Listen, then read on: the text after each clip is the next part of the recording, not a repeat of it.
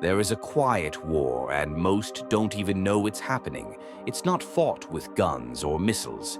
It's not seen in headlines or heard in news broadcasts. It is a war of attention, a war of substance against spectacle. In this war, depth has no army, silence has no spokesperson, and thought has no place at the table. Everywhere you look, something flashes, brighter, louder, more urgent than the last. A new product, a new drama, a new must-watch moment. The surface has won. It didn't storm the gates. It distracted the guards. We live in a world built for the quick glance, not the long gaze. People scroll past centuries of wisdom in seconds. The past is boring, the future is branding, and the present is sold one click at a time. In boardrooms and stages, in politics and pop culture, in classrooms and living rooms, the shallow have risen. Not because they were wise, but because they were willing to be seen, willing to be loud, willing to be simple. Power no longer comes from knowing. It comes from appearing to know, from confidence without questions, from certainty without thought. And what happens to the thinker? He watches. He remembers a time when slowness was not a flaw, when doubt was a sign of honesty, when asking why was not a threat, but a beginning. Now he walks alone, not out of pride, but because the road of thought is quiet, and fewer take it every day. He sees performers gain followers for repeating slogans. He watches influencers sell vulnerability wrapped in filters and edits. He sees leaders speak in fragments, their words rehearsed, their truth irrelevant, and he is silent. Not because he has nothing to say, but because no one listens. Not really. He writes at night, words full of weight. No one reads them. He speaks carefully. No one hears him over the noise. He doesn't chase the spotlight. It never belonged to him. He doesn't need applause. He needs space. Space to think, to reflect, to feel. But space is vanishing. Even solitude is branded now. There's a meditation app for every breath, a productivity hack for every pause. Stillness is monetized, depth is inconvenient, and yet he persists, not because he believes he will change the world, but because he refuses to let the world change him. Somewhere, a young girl deletes a thoughtful post because it got no likes. Somewhere, a boy reads philosophy at lunch while his classmates laugh at him. Somewhere, a poet rips up another unpublished manuscript and starts over. Somewhere, a quiet mind refuses to be erased. This is not nostalgia. This is not elitism. This is truth, unmarketable, unprofitable, and uninvited. The thinker has not disappeared. He has been buried under the flood of performance, not silenced by force, but drowned by volume. He is not bitter. He is not angry. He is tired. Tired of pretending that noise is knowledge. Tired of pretending that speed is strength. Tired of pretending that power and wisdom are still friends. He knows what they do not. That silence is not weakness. It is waiting. Waiting for the world to grow quiet again, waiting for people to remember how to listen, waiting not because he must, but because he still believes there is more. And when that silence returns, if it ever does, he will speak, not loudly, not quickly, but clearly, and it will matter. For now he writes, he reads, he thinks, he resists. The surface reigns, but the deep endures. And this is only the beginning. The thinker does not scream, he whispers, and his whispers, though faint, do not die. They echo, not in headlines, not in trends, but in the quiet corners of the human soul. Long before the age of noise, there were voices who chose the depth. Their names are rarely mentioned on talk shows. Their books are shelved in the back.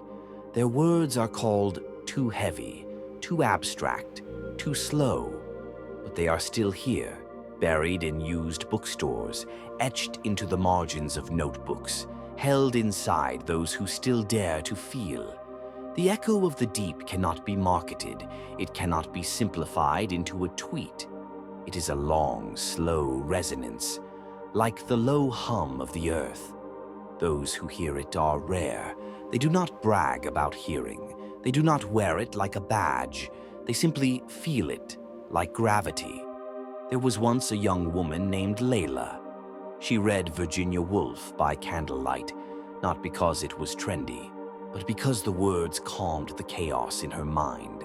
She worked in an office full of glass and performance metrics. Smiles were mandatory, speed was rewarded, stillness was suspect. Each day she heard her coworkers speak in slogans. Crush the day, stay positive, fake it till you make it. But Layla could not fake it. She could only feel it, and that was dangerous. One afternoon, she left the office during lunch. She sat by the river and stared at the water. No phone, no podcast, just water. For the first time in months, she heard something, not a voice, not a sound, an echo, a presence, a part of herself she had forgotten. It wasn't loud. It didn't demand anything. It simply reminded her she was not made for performance. She was made for truth. Elsewhere, an old man named Marek sat alone in his apartment, a retired history teacher, now mostly ignored by his grandchildren. He tried to tell them stories of revolutions, of thinkers, of the long journey of ideas. They nodded politely, then went back to their phones. Marek was not bitter. He understood the world had changed, but what hurt him most was not being forgotten. It was knowing they would repeat the past, because they no longer listened to those who remembered it. He sat by the window, watching clouds, and in the quiet, he heard it too. The echo, a memory of meaning. It did not fade. It waited. The echo of the deep never disappears. It retreats. When the world becomes too loud, when performance becomes survival, when image replaces soul, the deep goes underground. It waits in solitude. It sleeps in silence, but it never dies. Because the truth, the real truth, doesn't need to shout. It endures. A child who asks, why?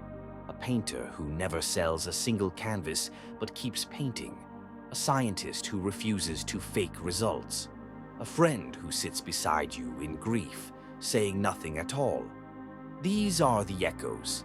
They do not trend, they do not sell, but they matter. Because every time someone chooses honesty over applause, depth over speed, stillness over spectacle, the silence speaks, and the shallow would for a moment tremble.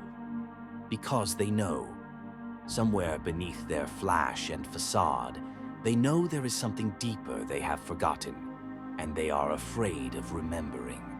The thinker does not fight them. He does not argue. He simply exists as a mirror.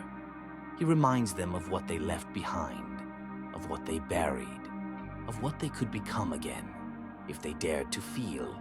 In time, the surface will crack, because surfaces always do. Trends fade, performance tires, even applause grows silent. But the echo remains, software unseen, eternal. You may ignore it, you may mock it, but if you sit still long enough, you will hear it too.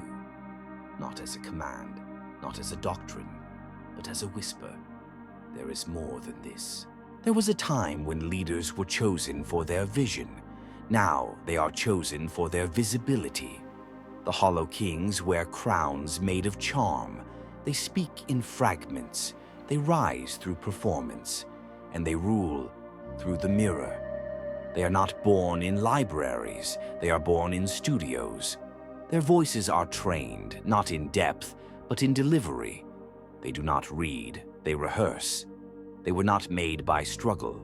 They were sculpted by optics. To see them is to be impressed. But to listen closely, to really listen, is to hear the sound of a drum with no skin, an echo of nothing. They sell certainty. They despise complexity. They fear nuance. Because nuance cannot be shouted, and they must always shout. Their language is made of phrases pre-tested in focus groups: strong leadership, innovation, family values, big ideas, forward thinking. But they say nothing, and still, they rise. Not because they are wise, but because the world is tired of thinking, tired of feeling, tired of doubting. And the Hollow Kings offer relief. A simple answer, a clean headline, a smiling mask. We were warned about them. History is full of their shadows. They were emperors and televangelists. They were cult leaders and corporate CEOs. Now they are influencers, presidents, and thought leaders, all cut from the same shimmering cloth. They do not fear opposition. They fear silence, because silence reveals their hollowness. They surround themselves with noise, music, claps, retweets, cameras. They do not govern. They perform. And the world watches, confused, but entertained. At first it was funny. Then it became normal. And finally, it became law, when the crowd stopped asking, "What does he know?" and started asking, "How does he make me feel?" The Hollow Kings knew they had won. They sell mirrors, not windows. They tell you what you want to hear. They reflect your fears and feed them. They do not challenge you to grow. They reassure you that you're already right, and so they thrive. In schools, the charismatic rule, the debate. In companies, the confident climb the ladder, not the competent.